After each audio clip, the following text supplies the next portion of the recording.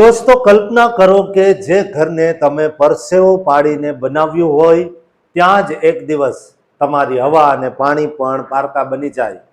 કોઈ સૈનિક તમને પકડવા નહીં આવે પણ તમારી બેંક, તમારી નોકરી અને તમારા બાળકોનું શિક્ષણ એક પછી એક છીનવાઈ જશે। શું આ ન્યાય છે કે પછી લોહી વગરનું યુદ્ધ? તમારા અસ્તિત્વને ટુકડે ટુકડે ખતમ કરવાના આ ભયાનક પ્રોજેક્ટ હોમ કમિંગનું સત્ય જાણીને તમારું કાળજું કંપી જશે। દોસ્તો, અત્યારે અમેરિકામાં ટ્રમ્પ વહીવટી તંત્ર દ્વારા એક એવી ગુપ્ત અને શાંત વ્યૂહરચના અમલમાં મૂકવામાં આવી રહી છે જેનો હેતુ ઇમિગ્રન્ટ્સને દેશમાંથી બહાર કાઢવાનો છે। પણ તે માટે કોઈ મોટી રેડ કે હોબાળો કરવામાં આવતો નથી। આ નવી ટેક્ટિકને સેલ્ફ ડિપોર્ટેશન એટલે કે સ્વપ્રવાસી નિકાલ તરીકે ઓળખવામાં આવી રહી છે। સરકારે હવે હોમ ડેપોના પાર્કિંગમાં થતા મોટા દરોડા અને દેખાવોથી અસ્થાયી રૂપે પીછેહટ કરી છે, કારણ કે તેનાથી સામાજિક વિરોધ અને રાજકીય દબાણ વધતું હતું। તેના બદલે હવે અત્યંત શાંત અને વધુ અસ્થિર કરનાર સ્ટ્રેટેજી અપનાવી છે, જેમાં લોકોનું જીવન એક એક કરીને એટલું અસહ્ય બનાવી દેવામાં આવે છે કે તેઓ સ્વેચ્છાએ દેશ છોડીને ભાગી જાય। આ યોજનામાં સરકાર ગાજર અને લાકડી જેવી બેવડી નીતિ અપનાવી રહી છે, જેને પ્રોજેક્ટ હોમ કમિંગ કહેવાય છે।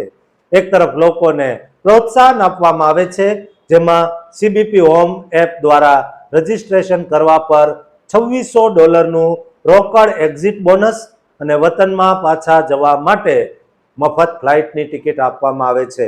અગાઉ આ રકમ $1000 હતી, પણ જાન્યુઆરી 2026માં તેને વધારીને 2600 કરી દેવામાં આવી છે, જે ક્યારેક $3000 સુધી પણ જાય છે। DHSના સોશિયલ મીડિયા પર આક્રમક જાહેરાતો થાય છે કે ઘર હવે માત્ર થોડી ક્લિક જ દૂર છે અને આ રીતે એક વ્યક્તિને દેશ નિકાલ કરવાનો ખર્ચ સરકારને માત્ર $5100 થાય છે, જે ધરપકડ કરીને કાઢવા કરતા 4 ગણો ઓછો છે। પણ આ કિસ્સાની બીજી કાળી બાજુ પ્રેશર ટેક્ટિક છે, જેમાં લોકોના ઘર, નોકરી અને બેન્કિંગ પર સીધો હુમલો કરવામાં આવે છે।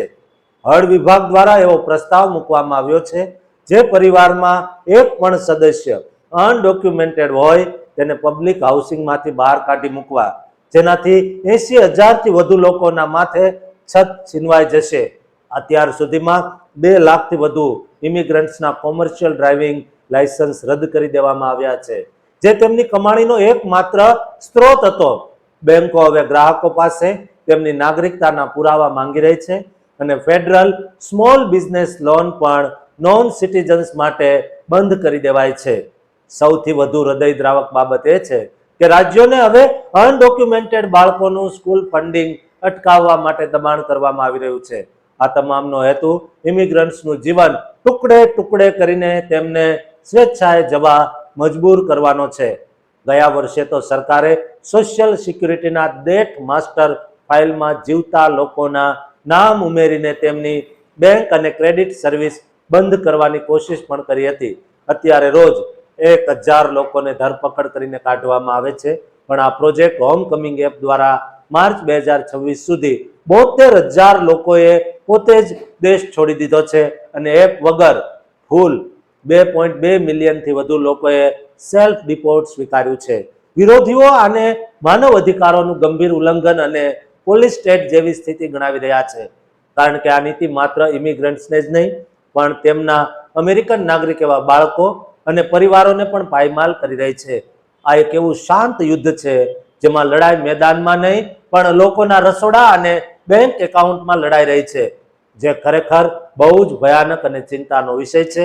આ આખી રમત માત્ર આંકડાઓની નથી પણ લાખો તૂટતા સપનાઓની છે, જેનો અવાજ કોઈ સાંભળતું નથી। દોસ્તો, ગુજરાતીઓ અને ભારતીયો જેઓ ઇનલીગલ તરીકે અમેરિકામાં વસવાટ કરે છે તેમના સુધી આ વિડીયો શેર કરજો અને તેઓ જાતે અમેરિકા નહીં છોડે તો તેમને મજબૂર ન કરાય તે પહેલાં તેઓ છોડી દે તેવા પ્રયત્નો જરૂર થવા જોઈએ। દોસ્તો, આ વિડીયો શેર કરજો અને આ ચેનલને સબસ્ક્રાઇબ કરવાનું ચૂકતા નહીં।